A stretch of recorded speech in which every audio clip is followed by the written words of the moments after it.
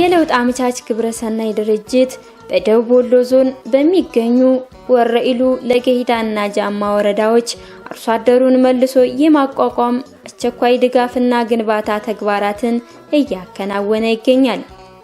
በዚህ መሰረት ድርጅቱ ለተከታታይ ዓመታት በጦርነትና ሌሎች ምክንያቶች የተከሰተውን ማህበራዊ፣ ኢኮኖሚያዊና ስነ ልቦናዊ ቀውሶችን ለማከም በተለያዩ ዘርፎች ለ3 ዓመታት የሚቆይ ፕሮጀክት ቀርጾ ተግባራዊ በማድረግ ላይ ሲሆን ከፕሮጀክቱ ተግባር አንዱ የተማሪዎች ምገባ ነው።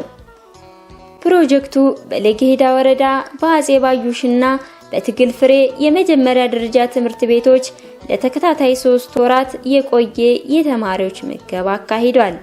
በዛሬው ዝግጅታችን በወረዳችን ለገሂዳ የለውጥ አመቻች ግብረሰናይ ድርጅት እያካሄደ በሚገኘው የተማሪዎች ምገባ ዙሪያ የምናስቃኛችሁ ይሆናል። መልካም ቆይታ።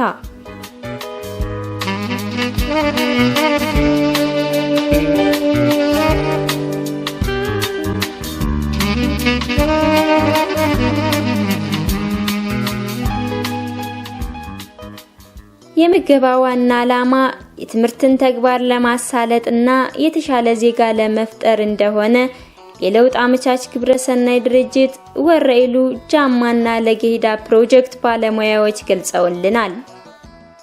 ድርጅታችን በ3 ወረዳዎች ላይ 2 የተለያዩ ፕሮጀክቶችን ቀርጾ እየሰራ ይገኛል። ከዚህ ውስጥ አንደኛው ፕሮጀክት ምንድነው? የሁማኒታሪያንና ሪሃቢሊቴሽን አሲስታንስ ፕሮጀክት ነው። እንግዲህ ይሄ ፕሮጀክት ከሚሰራባቸው አክቲቪቲዎች አንደኛው የተማሪዎች ምገባ ነው። እንግዲህ እንደ ወረዳችን እንደ ለገሂዳ ወረዳ 2 ትምህርት ቤቶችን ለይቶ የምገባ ፕሮግራም ይዞ እያካሄደ ይገኛል። እንግዲህ እንደ ለገሂዳ ወረዳ የተያዙት ትምህርት ቤቶች በ012 ቀበሌ የሚገኘው የትግል ፍሬ አጠቃላይ አንደኛ ደረጃ ትምህርት ቤትና እንዲሁም ደግሞ በ06 ቀበሌ የአጼ ባዩሽ መጀመሪያ ደረጃ ትምህርት ቤቶችን ሁለቱን ይዞ በተመሳሳይና አጀማመሩም እንዲሁም አጨራረሱም በተመሳሳይ ሆነ እንዲሁም ያመጋገብ ስርዓቱን በተመሳሳይ በሆነ አካሄድ እየመገበ ያለበት ሁኔታ አለ። ለአንድ አመት ተቀርጾ የተጀመረ ፕሮጀክት ነው። ከ10 ሚሊዮን ብር በላይ በጀት ይዞ የገባ ነው። እንግዲህ እዚህ በጀት ውስጥ ብዙ አክቲቪቲዎች ቢኖሩም የስታፍ ሳላሪንም ጨምሮ የያዘ ነው። ከዚህ ውስጥ እንግዲህ ለትምህርት ቤት ምገባ የያዘውን በጀት በተባለበት ሰዓት ተጀምሮ በተባለበት ሰዓት እንዲጠናቀቅ መደረግ ያለባቸው ቅድመ ዝግጅቶች ነበሩ። ከነዛ ቅድመ ዝግጅቶች መካከል ምንድነው? ከሚመለከታቸው አካል ጋር በተባለበት ሰዓት ተጀምሮ አገልግሎት መስጠት እንዲችል የተለያዩ ውይይቶች ተካሂደዋል። ከዚያ በዘለለም ደግሞ ከትምህርት ቤቱ ከሚመለከታቸው አካላት ጋር እኛ የመስክ ባለሙያና ፎካሎች የሚገቡ የሚወጡ እንትኖችንና የሚያስፈልጉ ግብአቶችን በሰዓቱ እንዲደርሱ የበኩላችንን በማድረግ ምገባው በትክክል ሄዶ በሚያምር ሁኔታ እንዲጠናቀቅ ሆኗል ማለት ነው።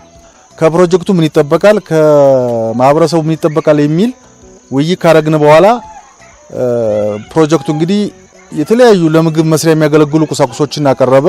በተደረገው ጥናት መሰረት ኒድ አሰስመንት ተሰርቶ ማለት ነው።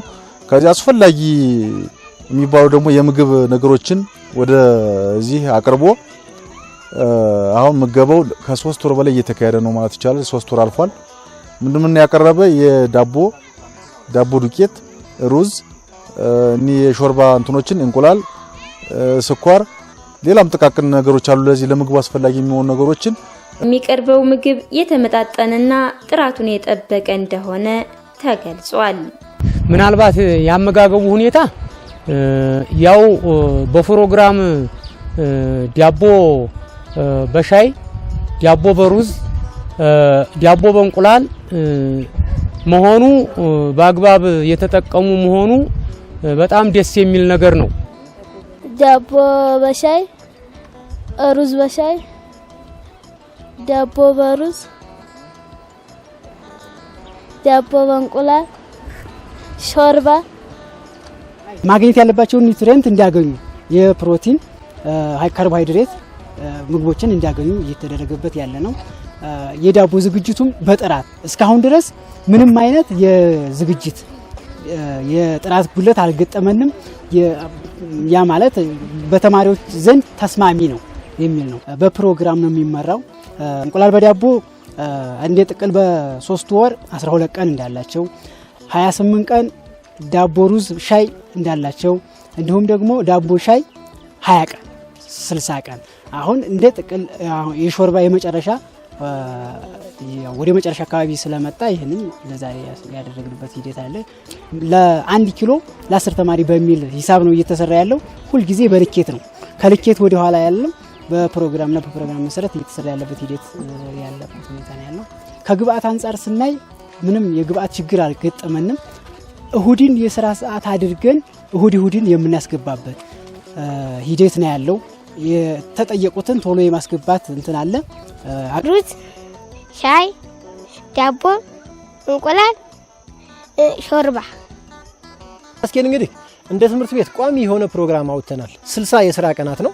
ከዛ ውስጥ 28 ቀን ዳቦ ሻይ ነው የሚጠቀሙት። ከዛ ደግሞ ተቀሙት ደግሞ ዳቦ ሩዝና ሻይ ነው። ዳቦ እንቁላልና ሻይ ነው።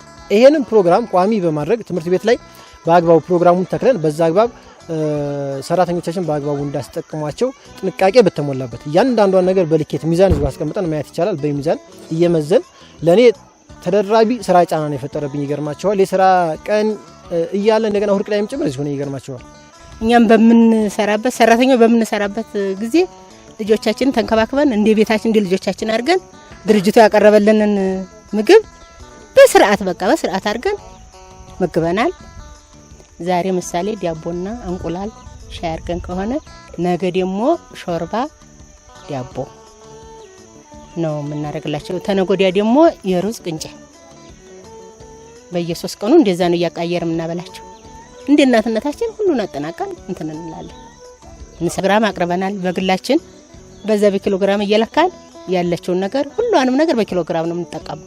ኪሎግራም የኔ እሱም ይሄንን ንብረት በታማኝነት ኮሚቴ መርጠው የሚሰጣቸውን ነገር እየለኩ ሜጀር እያደረጉ ማለት ነው። በየቀኑ ምንም እንደሚያስፈልጋቸው በቃ ምንም የተመደበው ሪሶርስ ሳያጥርም ሳይተርፍም በትክክል ያለቀበት ሁኔታ አለ። አሁን ሁለቱን ሰምራኖች ሳላደንቅ አላልፍም። አቶ አበባውና የአጼ ባዩሽና አቶ ቃሲም ማለት ነው ከሚጠበቅባቸው በላይ ሰርተዋል። ያም ደግሞ ለውጤት አብቅቷል። እነሱ ጋር ተቀናጅተን በመስራታችን እኛም በተባለበት ሰዓት ተጀምሮ በተባለበት ሰዓት በሚያምር ሁኔታ እንዲጠናቀቅ የሆነበት ሁኔታ አለና የትምህርት ቤቱን ሰምራኖች እንዲሁም ደግሞ ሌላ የሚመለከታቸው የትምህርት ቤቱን የዚህን ኮሚቴዎች እንዲሁም ሌሎችንም ጭምር ሳላመሰግን አላልፍም ማለት ነው። ገብስ፣ አጃ፣ መኮረኒ፣ ሩዝ፣ ድንች፣ ካሮት፣ ጎመን የሚሆኑ ማለት ነው። ምገባው